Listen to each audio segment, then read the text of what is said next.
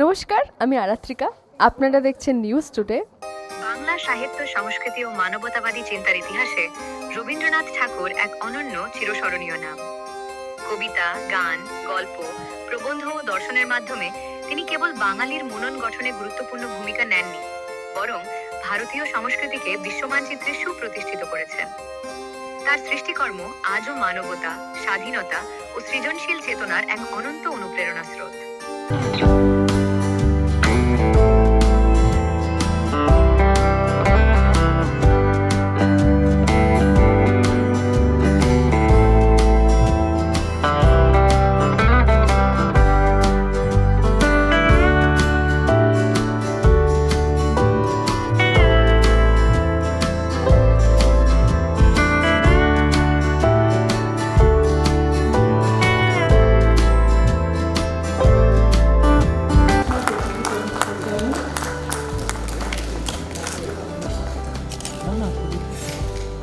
মূল পর্বে সম্মাননা জ্ঞাপন করবার জন্য মঞ্চে আসে পুষ্পিতা,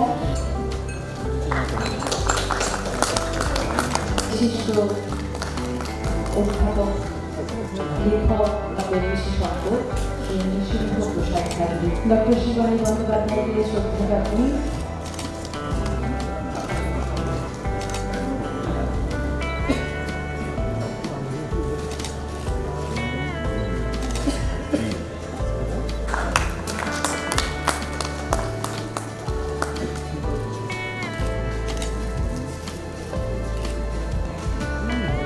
সম্মান জানালাম।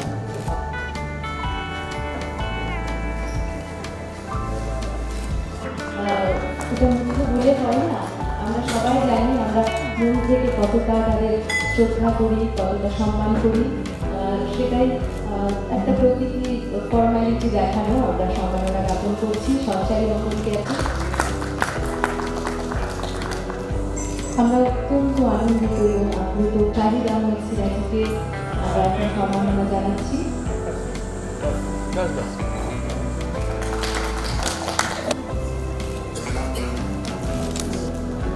শুধুমাত্র মন খারাপ করবার কোনো কারণ নেই। জানাচ্ছি তারা প্রত্যেকেই তাদের নিজের নিজের জায়গায় অত্যন্ত গুণী মানুষ। সুরঞ্জন তাকে সম্মাননা জ্ঞাপন করেছে। ক্যাপ্টেন কেজরিওয়ালকে, ক্যাপ্টেন কেজরিওয়াল তাকে সম্মাননা জ্ঞাপন। বন্দ্যোপাধ্যায়ের জীবন সঙ্গিনী, যেমন হচ্ছে প্রত্যেক পুরুষের পেছনে, সফল পুরুষের পেছনে একজন নারীর অবদান থাকে।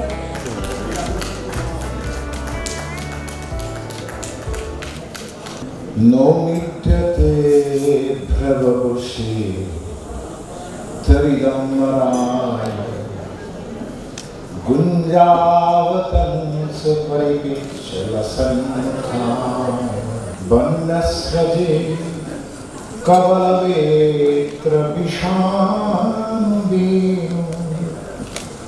লক্ষ্মশ্রিয়ে মৃদুপদে পশুপাঙ্গজায়।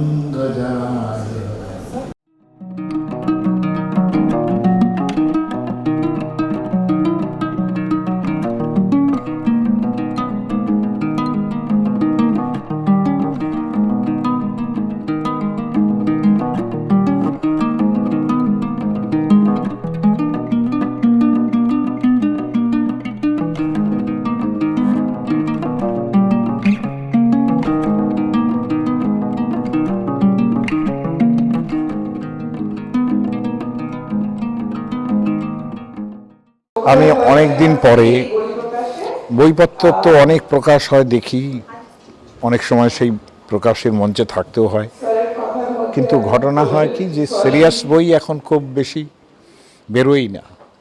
আর এটা এমন একটা বই যেটা গবেষণার বিষয়বস্তুকে তিনি পরিমার্জিত, পরিবর্ধিত করে একটা বইয়ের আকার দিয়েছেন। ফলত এটা দাঁড়ায় যে রবীন্দ্রনাথ যে জিনিসটা সত্যি খুব অবহেলিত, যে রবীন্দ্রনাথের যে একটা সম্পাদক জীবন ছিল এবং সেটা যত সময় জুড়েই হোক তার জীবনের মধ্যে, সেটা খুব কম সময় নয়, কারণ আরও অনেক অনেক হাজার বিষয়ে তাকে ব্যস্ত থাকতে হয়েছে। এই সব কিছুর মধ্যে একটা সম্পাদনার জীবন, সেটা উন্মোচন করাটা অত সহজ নয়। এবং তার মধ্যে তার পূর্বসূরি বঙ্কিমচন্দ্র, তার যে একটা পত্রিকা ছিল বিখ্যাত যে বঙ্গদর্শন, সেটাকে আবার ধরে তার প্রথম জীবনে প্রথম আসা সেখানে, সেই সম্পাদনের জায়গায় ফেরা, এটা পত্রিকা সম্পাদনের জায়গায় ফেরা, এটা এত সিরিয়াস ব্যাপার যে সেই সব নিয়ে একটা বই হয়েছে। এটা সমাজের পক্ষে মঙ্গল। এখন পড়াশোনা করার যাদের অভ্যাস আছে, আমার মনে হয় যে তারা এই বইতে অত্যন্ত লাভবান হবেন। স্যার আপনার নাম? আমার নাম নৃসিংহপ্রসাদ ভাদুরী। চেষ্টা করলে অনেক কিছু করা যায় আর কি, যদি নিজের মনের মধ্যে থাকে উৎসাহ কোনো কাজ করার এবং আশেপাশের মানুষজনের একটু যদি সমর্থন পাওয়া যায়, তাহলে কিন্তু অনেক কাজ করা যায়। অনেক সময় মনে হয় যে অসাধ্যকে সাধন করে ফেলেছি। ম্যাম আজকে বইটার উপরে কিছু দর্শককে মেসেজ ছোট করে ম্যাম গল্পটা। বইটা ঠিক গল্পের বই তো নয়, এটা একটা তথ্যমূলক গল্প রবীন্দ্রনাথকে নিয়ে। তো গল্প ঠিক বলতে পারছি না আমি, রবীন্দ্রনাথের একটা কাজের ওপরে, যে সম্পাদক রবীন্দ্রনাথের জীবনের কিছু কথা, তো যেটাকে তুলে ধরতে চেয়েছি। এমন কিছু রচনা আছে যেগুলো কিন্তু গ্রন্থে প্রকাশিত হয়নি। আর তাছাড়া রবীন্দ্রনাথ নিজে কীরকম বিভিন্ন কাজের মাঝে এই কাজটাকে গুরুত্ব দিয়ে করেছেন, সেটার একটা চিত্র তুলে ধরার চেষ্টা করেছি। Thank you ma'am. ম্যাম আপনার নাম? আমার নাম ডক্টর শিবানী বন্দ্যোপাধ্যায়। সবাই যেটা আজকে এসে খুব আশ্চর্যভাবে কেউ কেউ জিজ্ঞাসা করছেন মাকে যে আমরা জানতামই না বঙ্কিমচন্দ্রর পর রবীন্দ্রনাথ ঠাকুর বঙ্গদর্শন নিয়ে কাজ করেছেন। বঙ্গদর্শন মানেই বঙ্কিমচন্দ্র, বঙ্গদর্শনে রবীন্দ্রনাথের যে অবদান সেটা বোধহয় এই বইটি পাঠকদের কাছে বা যারা ম্যাগাজিন নিয়ে রিসার্চ করেন তাদের কাছে পৌঁছে দিতে পারবে। এটাই উদ্দেশ্য ছিল বইটা প্রকাশ করার। আর আমরা দেখি যে কোনো বড় লেখক যখন তিনি একটা ম্যাগাজিন সম্পাদনা করেন, কমন পিপলের কাছে খুব তাড়াতাড়ি পৌঁছে যান। তো তখনকার দিনের যে রাজনৈতিক পরিস্থিতি, যে সামাজিক পরিস্থিতি, সেটার ব্যাপারে এত ইনফরমেশন বঙ্গদর্শনের মধ্যে, আর সেটাকে আবার নতুন পর্যায়ে আবার প্রকাশ করা, সেটাতে রবীন্দ্রনাথের অবদানের কথা আমার মনে হয় সাধারণ জনসাধারণের এখনকার দিনের জানা উচিত, because it is relevant till today. আমি ডক্টর শিল্পিতা ব্যানার্জি, আমি ডক্টর শিবানী বন্দ্যোপাধ্যায়ের বড় কন্যা।